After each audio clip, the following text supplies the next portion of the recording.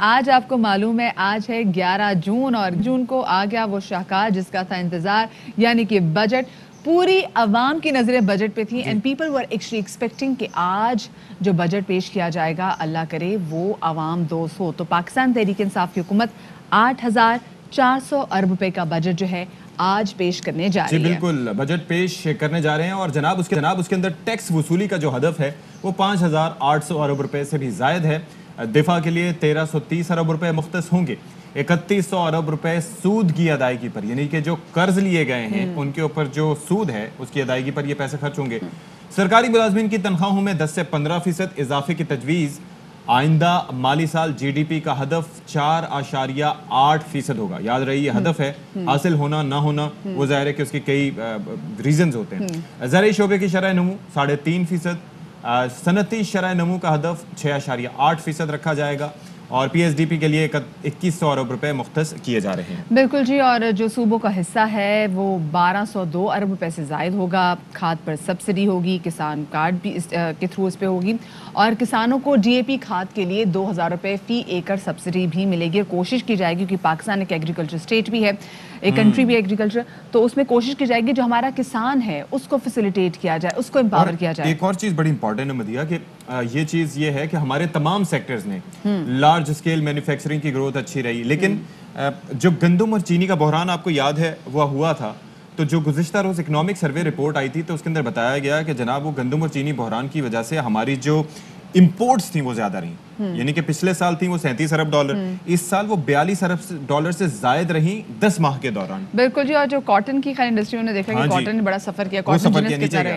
खैर आपको बताते चलें कि वजीर खजाना शौकत तरीन साहब ये कह रहे हैं कि वजीर आजम इमरान खान पर ओवरसीज का मुकम्मल एतमाद है, जिसका वाज़ेह सबूत तहसीलात ज़र में रिकॉर्ड इजाफा है। 26 बिलियन डॉलर से हमारे तहसीलात ज़र जो हैं वो तजावुज़ कर चुके हैं और वजीर खजाना मजीद कहते हैं कि तहसीलात ज़र हमारे लिए फरिश्ता हैं और इनकी बदौलत करंट अकाउंट जो है वो सरप्लस में चल रहा है। जी बिल्कुल, वो कहते हैं ना मेरे नन्हे से फरिश्ते, तो ये जितना आते जाएंगे तो फरिश्ते का साइज बढ़ता जाएगा। तो बड़ी तवक्कुआत हैं बैरून मुल्क मुकीम पाकिस्तानियों से।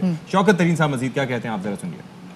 बहुत ही अच्छी ग्रोथ दिखाई। ओवरसीज पाकिस्तानी एक स्पेशल रिलेशनशिप है इमरान खान साहब। रेमिटेंसेस को तो अल्लाह ताला ने एक किस्म से हमारे लिए फरिश्ता बना के भेज दी। फॉरेन एक्सचेंज जो रिजर्व्स हैं स्टेट बैंक के जो 7 बिलियन पे चले गए थे 16 बिलियन डॉलर पे आ गए हैं। दूसरी जानिब जो ओवरसीज पाकिस्तानी हैं उनका पाकिस्तान की मईशत पर कितना एतमाद है ये जानते हैं। लंदन से हमारे नुमाइंदे फरीद कुरैशी की इस रिपोर्ट में। पाकिस्तान की तरसीलात ज़र 26 अरब डॉलर से तजावुज़ कर गई हैं और इसमें एक बड़ा हिस्सा जो है वो बरतानिया में बसने वाले ओवरसीज़ पाकिस्तानियों का भी है।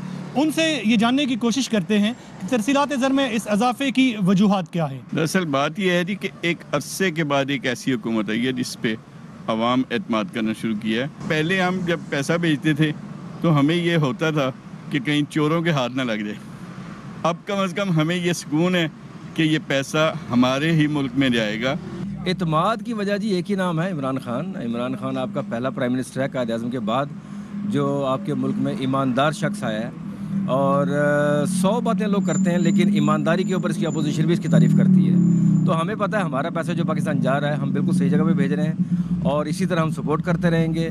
जी इमरान खान की गवर्नमेंट को लोगों को अब ज़्यादा एहतमाद आ गया है, इसीलिए वो पाकिस्तान ज़्यादा पैसे भेज रहे हैं। पहले की निस्बत पहले सारा पैसा ये देखो ना UK के अंदर इन्होंने क्या प्लाजे खड़े कर दिए।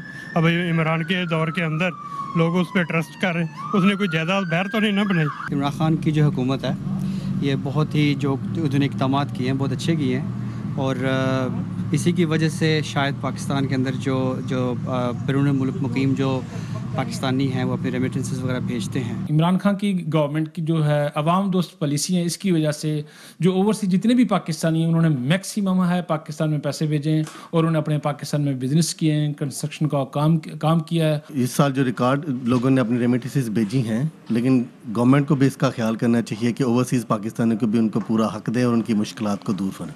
देखिए जो ओवरसीज़ हैं दुनिया में जहाँ भी कोई बसने वाला है ये अपने मुल्क के लिए माशी मामलात में ये रीढ़ की हड्डी होती है। जो लोग अपने मुल्क में पाकिस्तान भेजेगा, पैसे भेजेगा, वो ज़ाया नहीं जाएंगे, मुल्क की मईशत के लिए खर्च होगी, मुल्क की तरक्की के लिए खर्च होंगे। अपने ओवरसीज़ पाकिस्तानियों की बातें सुनी। इनका कहना है कि तरसीलात ज़र में इजाफे की एक बड़ी वजह ओवरसीज़ पाकिस्तानियों का इमरान खान की हुकूमत पर एतमाद है।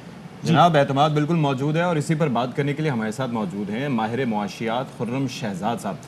अस्सलाम वालेकुम Khurram Shahzad sahab and very good welcome to Bakhabar Savera. ये बताइएगा कि जनाब ये तरसीलात ज़र आम आदमी को समझाइए कि कितना इम्पॉर्टेंट है इसका आना और ये इसकी अगर मकदार और इसकी तादाद बढ़ती रहे तो मईशत पर इसके क्या असरात होते हैं?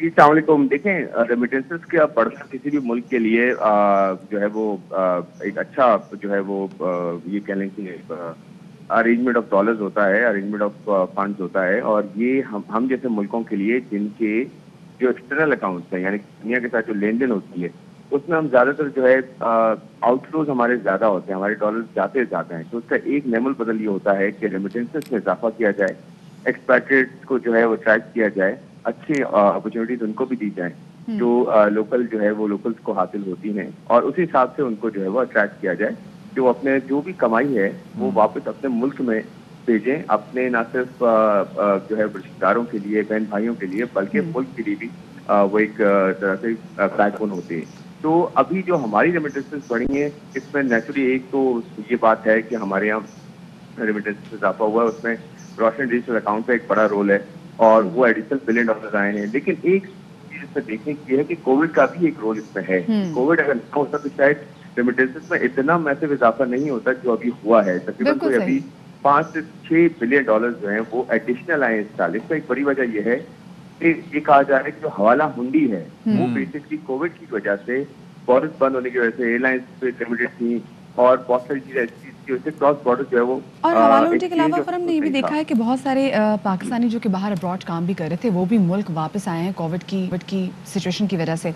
अच्छा, जैसे शौकत तरीन साहब ने कहा कि जो तरसीलात ज़र होते हैं मुल्क की मईशत के लिए फरिश्ता साबित होते हैं, तो जो आम आवाम में देख रही है तो वो कहते हैं कि ये तरसीलात ज़र हमारे लिए फरिश्ता कब साबित होंगे, हम कब इसके असरात देखेंगे निचले तबके के लिए, इकॉनमी के लिए? मैं आपको चीज बताता हूँ कि जब भी आपके यहाँ एडिशनल लिक्विडिटी आती है, एडिशनल फ्लोज आते हैं, चाहे वो रेमिटेंसेस की फॉर्म में हो, चाहे इन्वेस्टमेंट की फॉर्म में हो, चाहे वो लेट्स से डेट की भी फॉर्म में आते हैं, लेकिन डेट उसको सबसे कम नीचे रखे तो ज्यादा बेहतर है। लेकिन रेमिटेंसेस, इन्वेस्टमेंट, एक्सपोर्ट, ये तीनों की वजह से जो इनफ्लोज इकोनॉमी में आते हैं वो इकोनॉमी की कंजम्पशन का बायस बनते हैं। मिसाल के तौर पर अगर आपके मेरे घर में कोई बाहर हमारा कोई रिश्तेदार है, हमारा बहन भाई कोई बाहर काम कर रहा है और हमें क्लोज भेजता है तो हम क्या करते हैं हम उसको कंज्यूम करते हैं, उसे खर्च करते हैं। जब खर्च करते हैं ना तो इकोनॉमी में एक्टिविटी बढ़ती है। जो आपके यहाँ कंजम्पशन, अभी कल पाकिस्तान सर्वे आया है, इसके अंदर आप ये देखें जो कंजम्पशन है यानी कि जो खर्च करने की या खर्च किया जाता है जो वो बेसिकली तकरीबन लास्ट ईयर के मुकाबले में 3 टाइम्स ज्यादा हो गई है। यानी कि अगर लास्ट ईयर 4% की कंजम्पशन तो इस पर 13% ग्रोथ है उसमें। अच्छा खुर्रम साहब, ये भी है कि रेमिटेंसेस का एक फ्लो आ रहा है वो भी खर्च हो रहा है इकोनॉमी में, जो कि उसको एग्जैक्टली दैट इज गुड। अच्छा, एक चीज़ ये ज़रा समझाइएगा कि जाहिर है कि हम बात कर रहे हैं कि हमारी एक्सपोर्ट्स बढ़ेंगी तो हमारी जो है हमारे लिए फ़वाइद भी हासिल होंगे, उससे भी हमारे पास जो है वो ज़र मुबादला आएगा। लेकिन एक्सपोर्ट्स हमारी बढ़ रही हैं लेकिन इंपोर्ट्स में भी इजाफा हुआ है। $37 अरब गुज़िश्ता साल थी, इस दफ़ा बताया गया है कि $42 अरब 10 माह में रही। तो ये जो गैप है उसकी वजह से भी काफ़ी नुकसानात होते हैं, तो इसको इंपोर्ट्स को कैसे कम किया जा सकता है? ये बहुत अच्छा आपका पॉइंट है और ये मैं ये कहूँगा कि हम बहुत ज़्यादा इंजॉय कर रहे हैं, बहुत ज़्यादा प्रेस कर रहे हैं करंट अकाउंट डेफिसिट या करंट अकाउंट सरप्लस को। एक्चुअली हमें ट्रेड सरप्लस जो है अचीव करना है, जिसका मतलब ये है कि हमें इंपोर्ट्स की जगह एक्सपोर्ट्स को इतना बढ़ा देना है कि जितनी भी इंपोर्ट्स बढ़े एक्सपोर्ट्स उससे ज्यादा हो, और इसे कहते हैं ट्रेड सरप्लस। जिस दिन आप यकीन करें हमने ये अचीव कर लिया ना ट्रेड सरप्लस, वो सही खुशी का दिन होगा, क्योंकि चाइना ट्रेड सरप्लस जो है एंजॉय कर रहा है तो देखें इसकी इकोनॉमी कहाँ चली गई है। यूरोपियन कंट्रीज देखें ट्रेड सरप्लस एंजॉय करते हैं, उनकी इकोनॉमी देखें कहाँ चली गई है। तो एक्चुअली इसका मतलब ये होता है कि दुनिया से आप मंगवा कम रहे हैं लेकिन आप उनको दे ज्यादा रहे, भिजवा ज्यादा रहे। इसलिए तो कहते हैं कि एक्सपोर्ट ड्रिवन इकोनॉमी हमारी होनी चाहिए। हमारी लोकल मार्केट भी बहुत बड़ी है, इसको भी सर्व करना चाहिए, और हमारी एक्सपोर्ट से इम्पोर्ट से ज्यादा एक्सपोर्ट होनी चाहिए। तो ये जिस दिन हमने अचीव कर लिया, आज तो देखें जो करंट अकाउंट सरप्लस आप कहते हैं ना $1 बिलियन है या $800 मिलियन का हमने अचीव किया है, बहुत अच्छे बार अचीव किया है, वो बेसिकली किसकी वजह से किया है? वो रेमिटेंसेस से किया है। और आगे आने वाले साल में ये खतरा है कि रेमिटेंसेस अगर कोविड सबसाइड हो गया तो रेमिटेंसेस स्लो डाउन हो जाएंगी और आपके यहाँ इम्पोर्ट्स बढ़ रही हैं। लेकिन अच्छी बात यह है कि इन्वेस्टमेंट हो रही है और मशीनरी और कैपिटल गुड्स की इम्पोर्ट्स बढ़ रही हैं। अभी हम उन चीजों पे खर्च नहीं कर रहे इम्पोर्ट करके जितना पहले कर रहे थे, तो ये एक अच्छी चीज है। लेकिन आपकी वैसे क्या एक्सपेक्टेशंस हैं आज जो इंशाल्लाह बजट पेश होने जा रहा है? What do you expect from the budget? देखें एक्सपेक्टेशंस तो बहुत अच्छी हैं। कल भी फाइनेंस मिनिस्टर ने बहुत कैटेगोरिकली कहा है अल्लाह करे बिल्कुल ही ऐसा हो, क्योंकि ऐसा हुआ है फिर पास में भी कि आपके जब बजट आता है वो कहते हैं ना devil lies in the detail, उसके बाद पता चलता है कि यहाँ भी टैक्स लग गया, यहाँ भी लग गया, कहाँ कुछ जा रहा था हुआ कुछ।